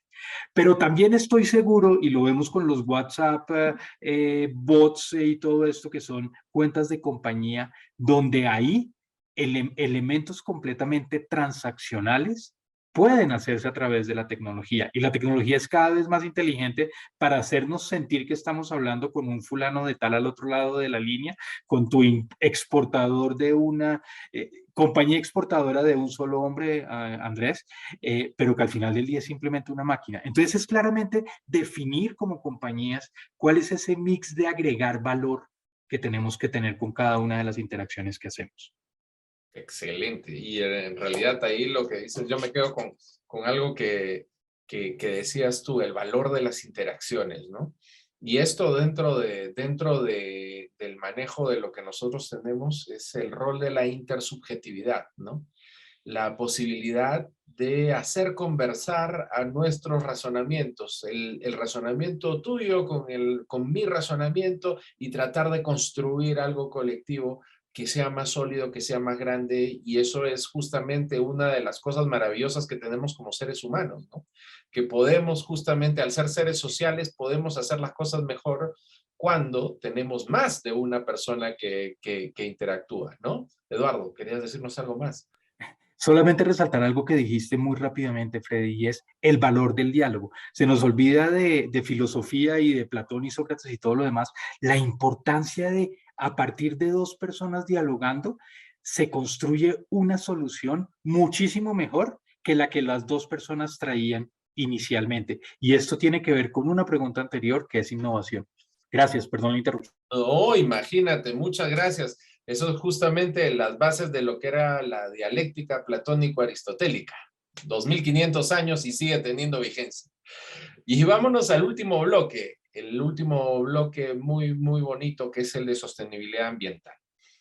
En el de sostenibilidad ambiental, aquí lo que tenemos que ver es que nosotros estamos viviendo en un entorno de cambio climático acelerado, ya lo tenemos claro, y que en realidad justamente estaba hablando con un experto en temas ambientales, un amigo uruguayo que tengo, que lo que me decía es, este incremento que tenemos, esta aceleración, ¿saben en qué se está viendo?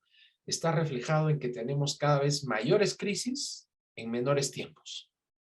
Mayores crisis en menores tiempos. Y no tenemos resiliencia suficiente para poder enfrentarlos, cada uno. A mí me pareció una descripción interesantísima.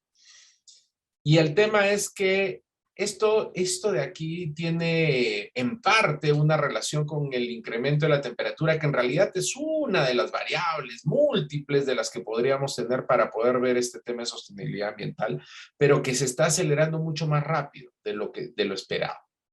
En la COP26 que hemos tenido recientemente, pues se han logrado algunos acuerdos parciales, por ejemplo, para la protección de bosques, pero no hemos llegado a acuerdos, por ejemplo, sobre el futuro de los combustibles fósiles y una real promoción de las energías renovables alternativas como mundo, estamos hablando, ¿no? Ha habido naciones que sí han dicho estamos comprometidos a llevarlos, pero como planeta todavía no.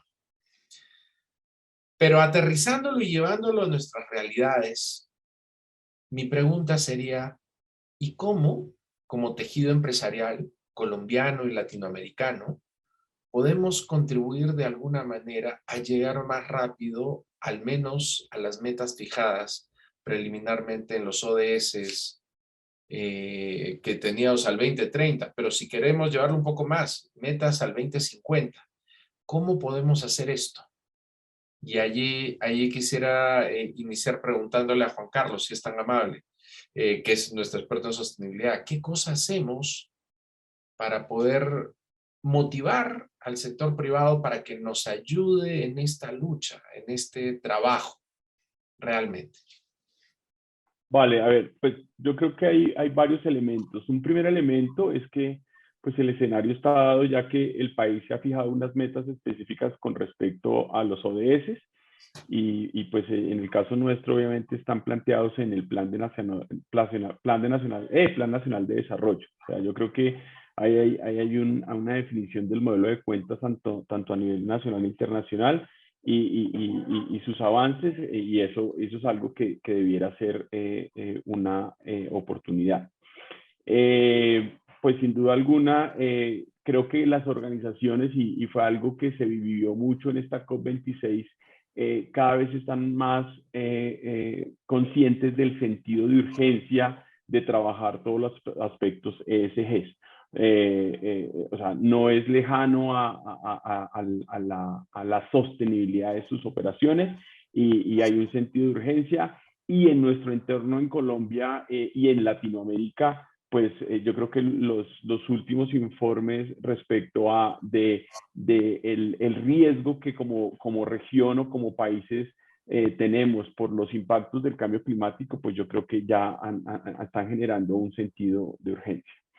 ¿Qué está pasando? Y desde las organizaciones, obviamente, ellos están trabajando, las organizaciones están trabajando en cómo los aspectos ESG están articulados en sus estrategias, y desde ahí tienen una agenda, y yo creo que ese es un gran paso, sin duda alguna. Y obviamente en la medida que también empecemos a hacer visible todo lo que como organizaciones estamos haciendo a través de los reportes corporativos, y cómo obviamente se están desarrollando acciones específicas, con metas específicas y con indicadores específicos y claros, cómo estamos contribuyendo, pues es una forma de contribuir al cumplimiento de esas metas, ¿sí? Entonces yo creo que hay aspectos supremamente importantes de esa medida.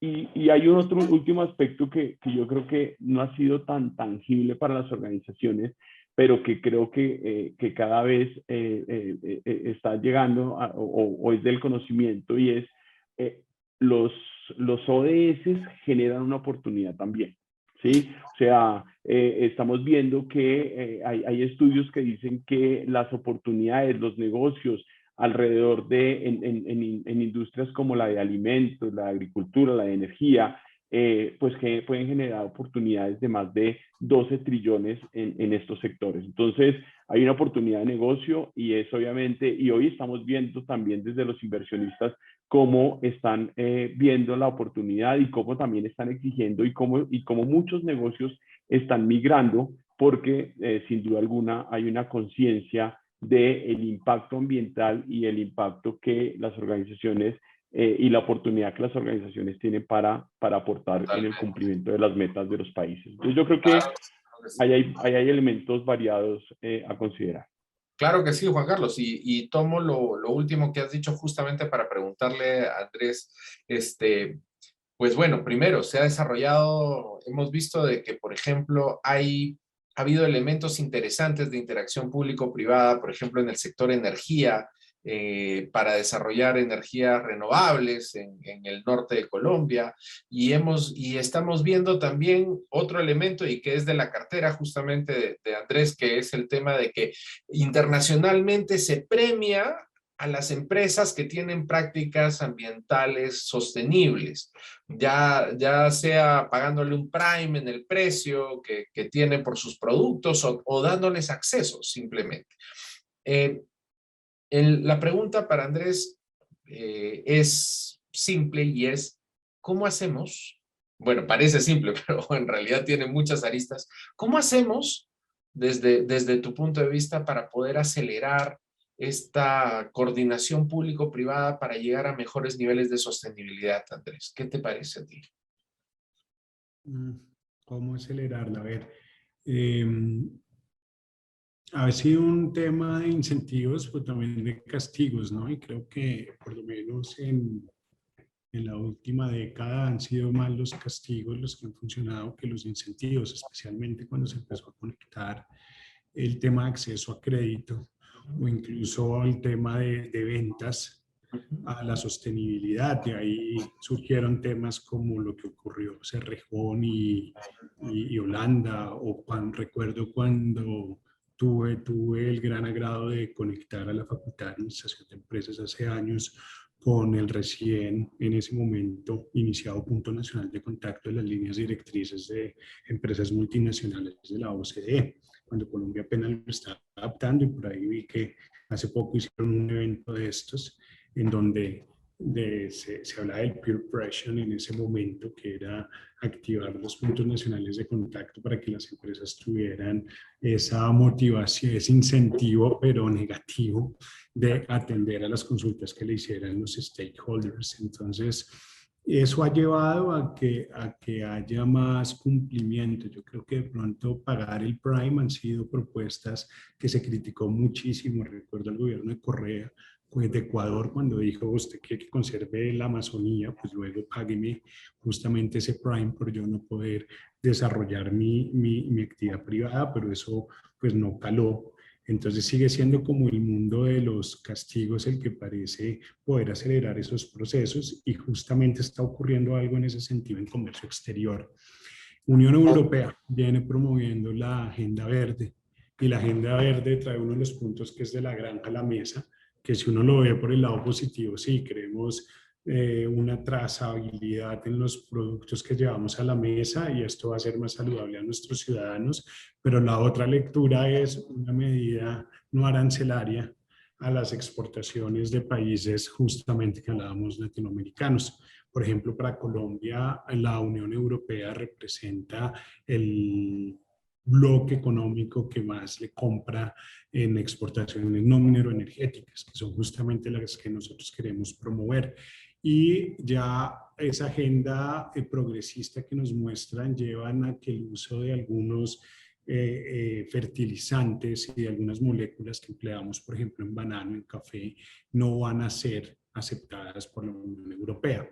Entonces eso va a llevar, ojalá, que se puedan adaptar muy rápido las empresas colombianas, y acá un llamado: por favor, háganlo, esos mercados deben cerrar, y no puede ser que esperemos que llegue el día cero para ver si a través del gobierno solicitamos una prórroga, porque esto se lleva socializando.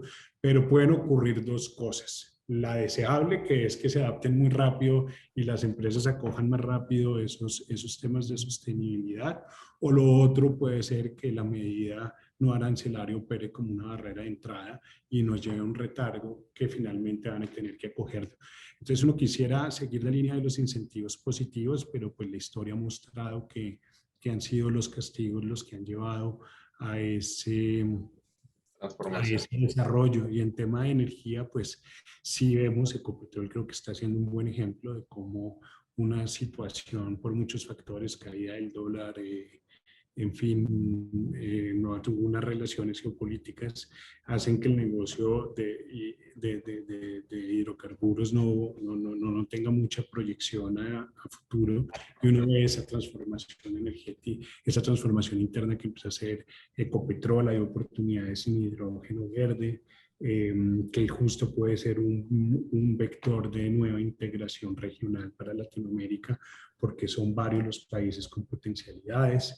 En fin, ahí pueden haber más caminos, Freddy, pero pienso que el tema que ha funcionado hasta ahorita ha sido más el garrote que el zanahoria.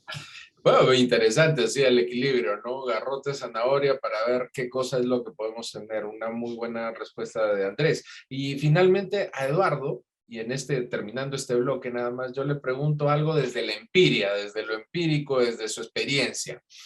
Eduardo es CEO, así que él conversa con muchos CEOs de la región todo el tiempo y de otras partes del mundo. La pregunta que yo tengo para ti, Eduardo, respecto a este tema de sostenibilidad es: ¿realmente, en tu opinión, los CEOs de la región están enganchados con el tema de la tendencia mundial de tener una conciencia ambiental? ¿Cómo lo ves tú desde tus conversaciones que puedes tener, conversaciones de pasillo en tus conferencias o también de intercambios que tienes? ¿Qué tanto tenemos esta conciencia ambiental dentro de nuestro CEO? Mi respuesta sería que sí, definitivamente los CEOs tienen esa conciencia. Sería crítico de nuestro papel y diría que todavía nos falta pasar de esa teoría a la práctica. Y aquí llevaría la discusión al punto que estaba pensando cuando hablábamos de todo y esto, de todo este tema, y es que tenemos que ser muy claros en entender y en trabajar desde el punto de vista de responsabilidad individual y responsabilidad social. Y aquí lo que estoy tratando de separar es la responsabilidad que tenemos cada uno de nosotros. Tú, Freddy, tú, Andrés, yo, todos, mi hija, etcétera, etcétera. Y también la responsabilidad que como compañías y como CEOs tenemos que hacer, que tenemos que tomar para garantizar que esa responsabilidad individual se pueda ejercer. Dos ejemplos concretos. La industria farmacéutica, evidentemente en sus procesos, no de elaboración, sino en su proceso de postcomercialización, podría ser un elemento contaminante, porque evidentemente son pastillas que, lo voy a decir crudamente, no se pueden tirar al inodoro. Entonces nosotros tenemos un programa muy, muy serio y muy, muy fuerte con todas las farmacias, con todos los operadores, con absolutamente todos los actores, para recuperar todas esas devoluciones, incluyendo las de los pacientes. Cuando desafortunadamente un paciente, por ejemplo, muere y ya no tiene los medicamentos que tiene en su bandeja del escritorio, ya no se los puede tomar, nosotros nos aseguramos de recuperar todo eso para destruirlo de una manera acorde con el medio ambiente, para no contaminar. Pero eso no es suficiente. Y aquí vuelvo a otro ejemplo muy particular y es algo que suena muy tonto, pero nosotros, y es un ejemplo muy particular y pido disculpas, pero creo que es ilustrativo, tomamos la decisión de que vamos a dejar de utilizar absolutamente todo lo que son vasos plásticos y elementos plásticos en la oficina. ¿Eso qué implica? Que dentro de las máquinas de café que absolutamente todos utilizamos como nuestro principal punto de reunión en las oficinas físicas, ahora tenemos tazas y mugs reutilizables en el sentido como los que uno tiene en la casa, algo tan sencillo como tenerlos en cerámica o en lo que quiera que sea eso, para simplemente tomarse su café, terminar su café, poner en una máquina lavaplatos y cuando la máquina lavaplatos está llena, se prende y luego se vuelven a poner los mugs a disponibilidad de absolutamente todo el mundo, igual con los cubiertos, igual con algunos platos. El punto es, esto agrupa las dos responsabilidades de las que me estoy refiriendo. La responsabilidad individual de decir, hombre, no voy a utilizar más plástico, no voy a utilizar más vasitos de plástico y mezcladores para tomarme mi café, porque responsabilidad social, mi compañía me ofrece la posibilidad de utilizar un vaso como lo utilizo en mi casa, tampoco estamos haciendo así una gran cosa, y meterlo en una máquina lavaplatos para tenerlo todo limpio, todo con todas las condiciones de bioseguridad, seguridad, sanidad, etcétera, etcétera, etcétera, pero de una manera que se unen esas dos responsabilidades, la social con la individual. De lo contrario, esto no va a funcionar. Puede haber muchísimas políticas macro que lo traten de decir, pero si al final del día nosotros, cada uno de nosotros, no toma esa conciencia, la cosa no va a funcionar completamente. Excelente, una muy buena respuesta a este tema, Eduardo. Bueno, han sido 4 bloques muy desafiantes, muy buenos y que nos han llevado a reflexionar. Solamente como última pregunta y de cierre, solamente con 2 o 3 palabras. Yo les preguntaría a ustedes, señores altos directivos, ¿cuáles son las mayores tendencias de las que se debería de preocupar los empresarios, la gente del común? Si yo les preguntara, ¿en qué 2 o 3 cosas tienen que pensar en el mediano plazo para la próxima década? Si yo les preguntara así a boca de jarro, 2 o 3 puntos que ustedes piensan que pueden ser relevantes y que deberíamos de tomar en cuenta como trending topics para poder trabajar esto en el mediano plazo. ¿Qué cosa se les ocurriría? Quizás ahí preguntarle a Juan Carlos primero. Vale. Bueno, pues sin duda alguna la conciencia en ESGs, ¿sí?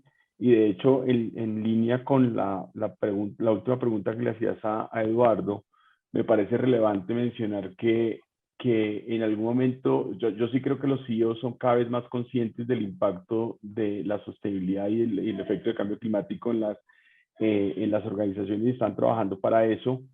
En algún momento fue por moda pero hoy es porque está viendo el impacto que tienen los riesgos estratégicos. Lo están viendo desde una perspectiva estratégica. Entonces yo sí creo que pensar en los ESGs, entenderlo y trabajar de cara a aportar en esas metas que tenemos como país, como mundo, es un tema supremamente relevante a trabajar en el mediano y corto plazo. Porque además, desde cuando uno empieza a pensar en esto, pues me va a llevar a que debo transformar varios aspectos de mi operación. Y algo que mencionaba Eduardo que me parece sumamente válido y es, creo que hemos sido tímidos en explorar todas las oportunidades a través de la economía circular, por ejemplo, sí, de la circularidad, para transformar nuestras operaciones y aportar en el cumplimiento y ser cada vez más amigables con el medio ambiente y en este sentido. Yo creo que ahí hay un tema y es eso, conciencia en ESGs y entender que debemos transformar nuestras operaciones. Lo que hacemos tenemos que hacerlo diferente. Excelente, buen punto. Entonces ya tenemos uno de los trending topics que tenemos que ver en la próxima década, irnos hacia el tema de ESG con fuerza, entendiéndolo y transformándolo. Muchas gracias, Juan Carlos. Andrés, la misma pregunta. ¿En qué nos centramos? ¿Cuáles tú piensas que son las tendencias que en las que debemos de concentrar nuestra atención en el corto o mediano plazo? Definitivamente un tema de más sostenibilidad. Creo que la gran pregunta para Latinoamérica es si esto es una barrera de entrada, si estamos perdiendo una ventaja competitiva porque pues otros ya explotaron todos sus recursos, se desarrollaron y ahora de pronto nos están quitando esa posibilidad. Esa sería la visión preocupante, pero por otro lado, la visión positiva sería tenemos condiciones únicas que nos permitirían ser más competitivos si optamos por productos, servicios más sostenibles.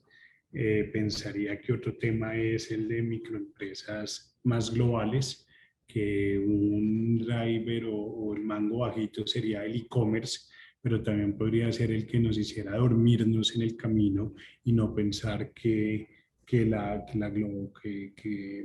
ser global no es hacer una transacción de aduanas o de un servicio a través de un ecosistema que ofrecen otras plataformas, unos marketplaces, sino ser globales, la sinergia que genera valor, y esa sinergia tiene que ver con tener un contacto con el mundo, exponerse, tener una negociación internacional con otra cultura y no que lo haga una aplicación por uno. Entonces creo que eso va a estar también en la agenda si nos quedamos con lo chiquito del e-commerce que nos ofrece o si realmente nos expandimos ahora que vienen estos fenómenos de relocalización y demás. Pensaría que hay más temas, pero muy enmarcado en lo que hemos conversado hoy, serían esos los que enmarcarían. Perfecto, Andrés, muchísimas gracias. Y la misma pregunta para Eduardo. ¿En qué nos centramos? ¿En qué tendencia nos centramos, Eduardo? ¿Qué te parece a ti? Diría 3 puntos. El problema de ser el último es que toca pensar más o hay más tiempo para pensar más. Eso es parte también de la ventaja. Diría 3 temas que hemos mencionado y que enfatizaría. Generar empleo. Esto es un tema de generación de empleo. Y eso me lleva al segundo punto y es algo que también ha sido transversal y es usar la tecnología que va a tener y va a seguir teniendo un salto cuántico para generar valor y no para destruir valor.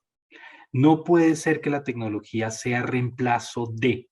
Si es reemplazo de, tiene que ser de una actividad que se va a complementar con otra de más valor. Y el tercer punto, sostenibilidad, pero yo aquí diferiría en un poquitito de lo que han dicho Juan Carlos y Andrés, en el sentido que la sostenibilidad tiene que ser vista desde un componente completamente holístico. Entonces, Andrés, contradiciéndote y me pido disculpas por ello, no es solamente desde el punto de vista recursos como los otros mundos, los otros países ya han explotado todos sus recursos. Nosotros, en países que estamos en desarrollo, como todavía tenemos recursos, tenemos una ventaja o una desventaja. Yo lo que diría aquí me refiero es a una sostenibilidad que tiene que ser holística. Tenemos todos que comprometernos con adecuado uso de todos los recursos financieros, privados, públicos, recursos naturales como bosques, agua, petróleo o no petróleo, pero también recursos industriales y recursos de las personas.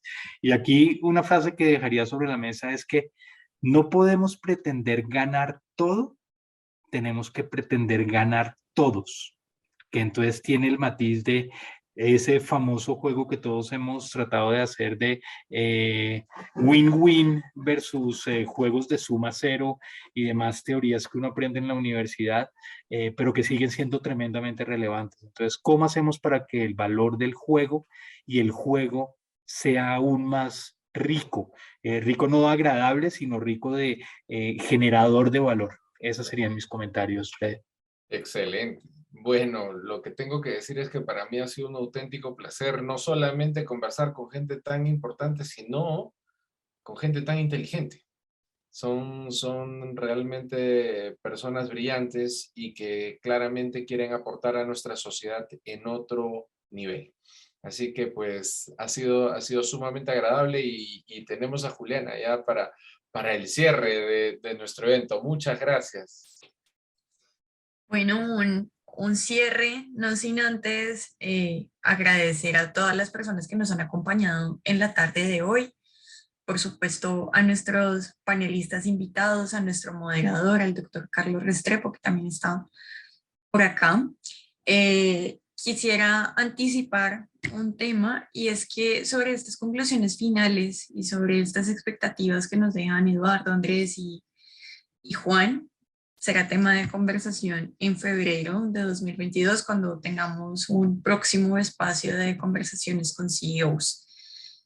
Así que agradecemos a todos nuestros participantes. Quisiera saber si los doctores Carlos y Freddy tienen algún comentario final. No, agradecerles a todos su presencia, invitarlos para el próximo ciclo que iniciaremos muy al inicio del año entrante.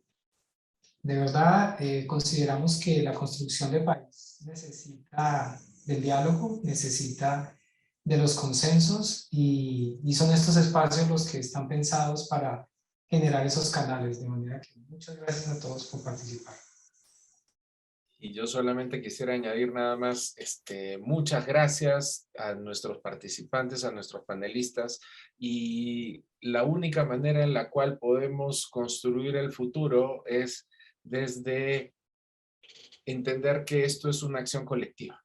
Todos tenemos que participar en esto y todos tenemos una responsabilidad. Nuestro paso por el mundo no es muy largo. Así que tenemos que aprovechar lo que podemos, lo que estamos acá, para poder hacer que las cosas sean mejor para el resto y también para los nuestros, ¿no?